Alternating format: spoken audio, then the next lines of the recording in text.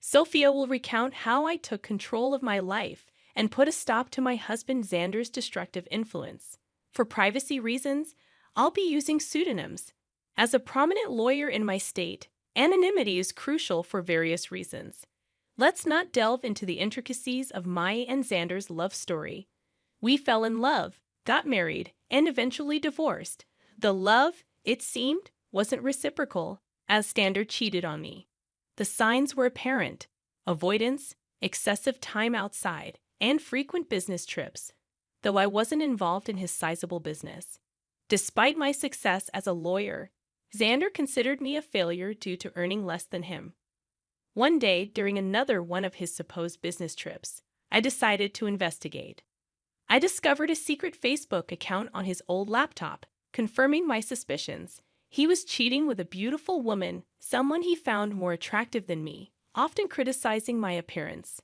Heartbroken and angered, I confronted him immediately. "Sandra, are you cheating on me?" "I have proof," I declared. Xander callously responded, "Sophia, you're just not that interesting anymore. You're always engrossed in pointless cases, neglecting me. Besides, you're not a supermodel who can captivate me with looks alone." Confused, I retorted, "What are you talking about, Xander? I have a demanding job, and you knew that when we got married. I haven't neglected you. It's you who stopped coming home and refused to communicate." And that's how I discovered Xander's affair when I finally decided to confront him. I anticipated a degree of remorse from him, but the cold response I received caught me off guard. He shifted all the blame onto me, justifying his cheating, a claim that held no validity. Refusing to be falsely accused, I pointed out the flaws in his accusations. Instead of defending his position, he turned cold once more and nonchalantly revealed that he was relieved I had discovered his affair. In a chilling tone, Xander declared, "Good that you found out, Sophia. I no longer have to hide my beautiful girlfriend. She and I will have a perfect life together after I divorce your useless self. Finally, I will marry someone who's worthy of me and my name." His words hit me like a ton of bricks, sending a cold shiver down my spine. As he spoke of divorce, he not only insulted me but also asserted that I was not good enough for him. Accusing me of being a bad wife, he showed no remorse for his affair and even boasted about how a mistress would make a better spouse. Tears streamed down my face as he demeaned me, proclaiming his affair with pride. This was the man I had loved for over a decade, and his words left me shattered. Through my tears, I asked, "How could you say that, Xander? All these years, I've been beside you through thick and thin, honoring my vows and valuing you above all else." His callous response cut deep, dismissing my worth. "Well, Sophia, it doesn't matter anymore. You're just not right for me. I'm now a proud business owner, and a woman with average looks and a pretentious law degree won't do me any good." Feeling utterly demeaned, I protested. "How could you, Xander? I'm a capable woman, even if I don't fit your narrow definition of beauty. I've been a good wife to you, and now you're contemplating divorce." Correcting me, he stated coldly, "I'm not contemplating divorce, Sophia. I've already decided to divorce you. I'm done. I don't want to be with you anymore. I will file soon and have already hired a great lawyer. You better move out before I come home. I don't want to see your ugly face anymore." A few hours after Xander hung up on me, he sent the divorce papers through a friend who looked at me sympathetically. I numbly accepted the papers, shut the door, and cried miserably, letting the reality of my wasted years with a horrible man sink in. However, I decided I wouldn't let this break me. I was a strong woman who would take control of her life and teach Xander a lesson. When Xander's friend delivered the papers, he mentioned that Xander had talked about drawing out the divorce. Initially puzzled, it dawned on me that we had a prenup. Xander had insisted that I was entitled to half of his business if he cheated, something I had overlooked in my emotional turmoil. It made sense why Xander wanted to prolong the divorce. He hoped I would give up my rightful share. Determined not to let go of what was rightfully mine, I immediately called his lawyer and set up an appointment. Within 2 days, I moved out of Xander's house and into my childhood home, which was in my name. I texted Xander that I had already moved my belongings, asserting, I took my ugly face and body out of your Dan house. Good that you've come to your senses and not making a fuss. Xander responded, boasting about his lawyer's reputation. But I calmly warned him, I won't give you my business, that's for sure. For now, you will stay away from me. Determined to uphold the prenup, I was ready to face whatever challenges lay ahead. I don't want to talk to you. You can only speak to me through my lawyers now, and I expect you to empty my house. Xander's words ignited a surge of boiling rage within me. It's astonishing how anger and hatred can fuel one's determination when faced with such utter contempt. My mind cleared, and I couldn't help but almost laugh at Xander's ignorance. He had no clue who he was up against. Doubtful that his lawyer, Jake, knew either, I arranged a meeting with him at a cafe. Upon seeing me, Jake began to visibly tremble, only calming down upon recognizing me. He seemed confident, but not enough. Jake was a decent lawyer, but he hadn't anticipated facing off against someone like me. Xander never considered me influential, so Jake was utterly unprepared for our encounter. Jake appeared nervous and his hands shook, but I refrained from further intimidation. He wasn't to blame for my predicament. Hello, Jake. Nice to see you here, I greeted, noticing his surprise. If you have any doubts, let me clear them for you. Yes, I am the wife. Ma'am, I'm so sorry. I wasn't expecting you to show up. Jake stammered, flustered by my presence. The surnames don't match because I got married after I received my law degree. I used my maiden name for official purposes, I explained. Ah, I see, Jake muttered, visibly uncomfortable. So, I'm guessing you want to drag out this case. That's what my client has told me. Your client has been misleading you, Jake. He's the one who wants to prolong this case.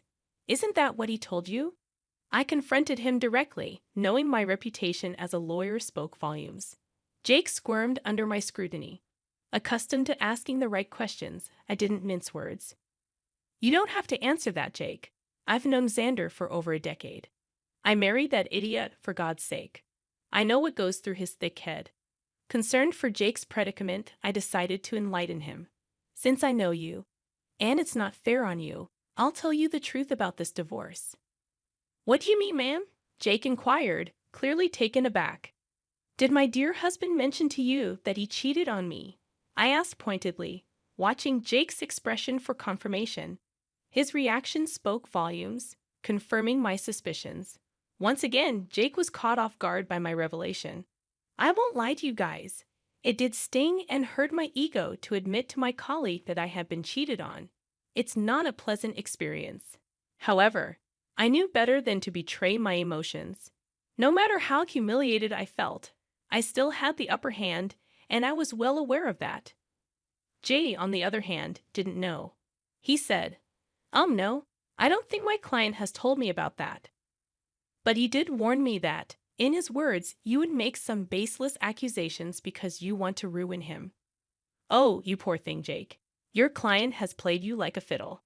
Although it might make you happy to know that Xander thinks you are one of the best lawyers out there. Well, that's a big compliment, but I will never measure up to you, ma'am, Jake confessed. I wish he had told me that his wife also practices law. He only told me that you work at a law firm. My husband never really took my accomplishments seriously. He had a habit of undermining my work and influence. It was foolish of me to stay with him this long. However, it was smart of me to sign the prenup to save my butt, I shared. Jake was completely taken aback by the mention of the word prenup. He looked shocked, and the term seemed foreign to him. I didn't need to be a rocket scientist to know that he had been ambushed again. Xander had conveniently forgotten to mention the prenup to Jake, perhaps hoping I had forgotten about it. Well, who knows? It didn't matter. Since the word of the prenup was out there, Jake was frazzled. There's a prenup in this marriage. Your husband hadn't mentioned that. Do you have any proof, ma'am? Jake inquired. Oh, I do have plenty of proof, Jake. I brought the papers along. I had a feeling that Xander would try to get out of dealing with the consequences of his actions. Well, not on my watch. I would really like to see the papers, ma'am. Also, I think I would need to see proof of his affair if you have any. Don't worry, Jake. I brought along everything. Like I said, it isn't me who wants to drag out this divorce. The sooner it happens, the better it is for me. I handed over all the evidence to Jake, from messages to pictures and documents. I had all the proof right in my handbag, casually giving them to Jake, knowing that the case would always go in my favor. Jake studied each and every document thoroughly before signing and looking rather defeated. He then looked at me and said, "I see that you have solid proof of everything, ma'am. I had no idea about all of these things. I figured that out, Jake. Also, I know how difficult it is to work with unreliable clients, especially when the opposite party has an equally strong lawyer for their case." "You're right about that, ma'am. I think that's all I needed to talk about today. I believe I need to have a serious conversation with my client before I decide to proceed with his case. I'm sure someone will contact you soon, although I can't say that it will be me." I could tell what Jake was hinting at but didn't comment on it. I thanked him for his time and proceeded to walk out of the cafe. I went straight to work and started to prepare my own documents for the divorce. All the lingering sadness was gone. Now, there was this rage within me that was driving me to make sure Xander suffered for what he had done, and I knew he had no way out of this mess he had created. It took Xander one day to get back to me. He called me on my number despite telling me not to contact him directly. It was funny but not surprising. I knew he would find himself in this situation. When I answered his call, he sounded very pissed off. "What the hell did you say to my lawyer, Sophia?" My, look who's calling after telling me to stay away." "Now what happened with your lawyer, Xander?" "Stop playing around, Sophia. Tell me what you told him that made him quit today." "Your lawyer quit today? How sad, Xander. I guess you should have been upfront about your situation and who they would be fighting against. You don't know what you're saying? You are a freaking nobody. I won't let you take away my family business." "Oh, I would like to see you try, Xander. I will hire a better lawyer and doubt you. Just wait and watch. I will destroy you in court. You will come to me begging for mercy." "Well, sounds like a plan, Xander. Good luck with that. But a word of advice from a lawyer. Remember to tell your new lawyer about your affair and the prenup." When I said that, Xander simply hung up on me. It made me chuckle. He was in deep trouble but still didn't know it. He would try every lawyer in town and see if anyone would represent him. I am a known name here, so people knew not to mess with me. Plus, anyone stupid enough to believe his lies would be dragged down to reality when I presented them with my ammo. Xander said that he would make me beg for mercy. I knew that it would be a matter of time before he would come begging at my door. I was right in thinking that Xander would be back, begging at my door. He literally had no other choice. One fine morning, while I was getting ready for work, there was a knock at my door. I was a little confused about who showed up at such an odd time. Imagine my surprise when I opened the door and found my soon-to-be ex-husband, looking forlorn and weary. I invited him in because I didn't want the scene outside my home. I was already dealing with enough. When he came inside, I said, "Make it quick, Xander. I don't have enough time to waste on you. I don't even know why you're here. We were supposed to strictly communicate through lawyers only." "Yeah, about that. I haven't found a good divorce lawyer yet." "Oh, that's sad for you, Xander. You better hurry up because I hear that your mistress has been dying to marry you." "I'm not worried about her anymore." "Listen, Sophia, we need to talk. You have been sabotaging my lawyer so that they wouldn't take my case. That is very unfair." I immediately laughed when he said that. I couldn't believe that Xander would have the audacity to pin the entire blame on me. This once again showed how little he valued my profession. He thought that just because he was willing to throw money, people would pull at his feet. Oh dear, that's an amazing joke, Xander. Let me just clear that misconception for you. I haven't been sabotaging anything. It's your stupidity that's causing trouble. I don't understand. What did I even do? Should I remind you how you lied to your lawyers about the affair and the prenup? That is enough to make them look like fools in court. Do you think lawyers would jump at representing unreliable clients like you? Besides, I will admit that my name will make a lot of people walk away. You may consider me to be useless, but I actually do have a good name in this profession. Yes, I know that now, Sophia. I've tried being open with lawyers too, but none of them are willing to help me. That's what happens when you try to go against an ironclad prenup. You really should have thought your affair through, Xander. Not that it matters now. The damage is done. No sane lawyer would fight for your cause. You'll be giving me half of your business. Xander's facial expression said it all. He didn't want to lose his business. That's why he tried to pick a good lawyer and drag out the divorce. He wanted to keep me hanging long enough until I would snap and just leave him alone without demanding half of his company. After a few days, it became clear to him that no one would take his side. Hell, he was even finding it hard to find any lawyer who would go against me. So, he did what he thought was his last resort. He started to cry and beg. Sophia, you know how much this business means to me. Please don't do this. You can take everything else, but please don't ask to split the business. Why not, Xander? You were the one who put in the clause of splitting the business in case you cheated. You think I will give up my rights that easily? I deserve it after the betrayal you threw in my face. It was all a mistake, Sophia. Believe me. I have actually put my relationship on hold because I know what a big mistake it was. Maybe, just maybe, we can give this marriage a try. I can say for sure that this hurdle will only make us stronger. Xander's words made me laugh out loud again. The audacity of this man was unmatched by anyone I knew. I really didn't know what to say. He was actually asking to get back together, as if I would be stupid enough to do that.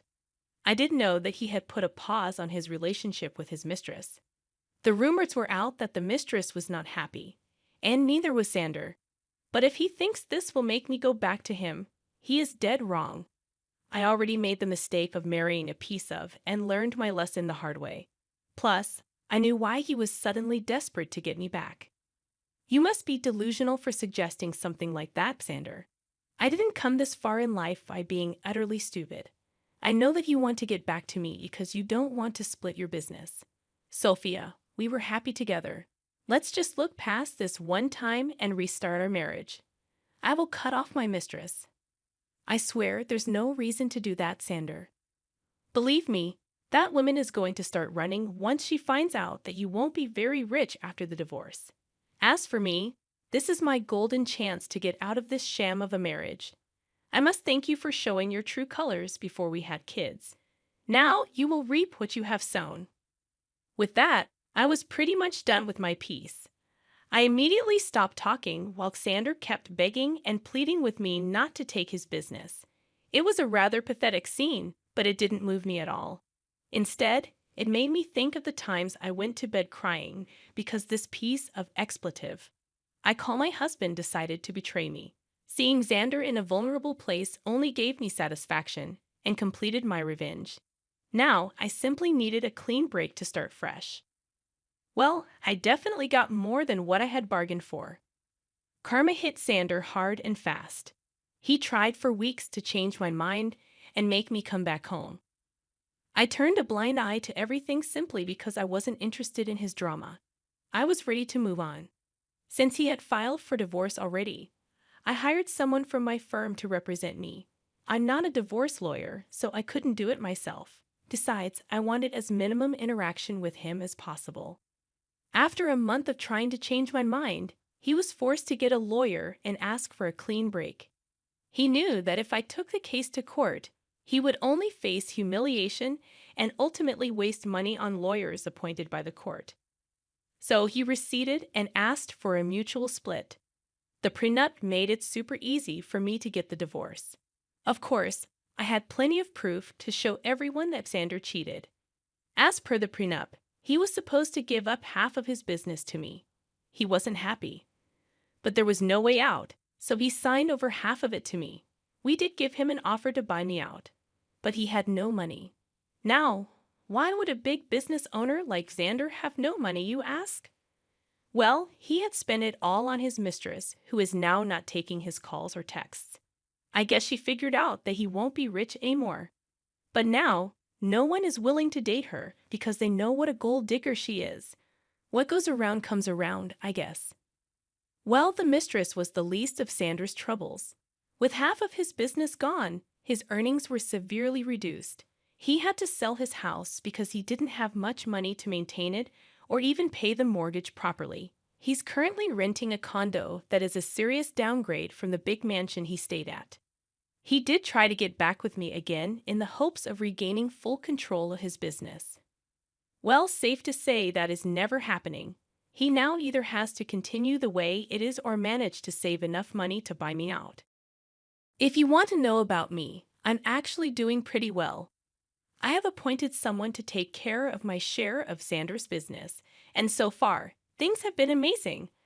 I ended up upgrading my lifestyle by buying a new mansion due to my combined income from law practice and business. Things are going well. I'm living my best life, and I honestly couldn't be happier. All in all, the divorce played out well for me. Instead of getting played by my ex-husband and his mistress, I ended up ruining their lives and bettering mine.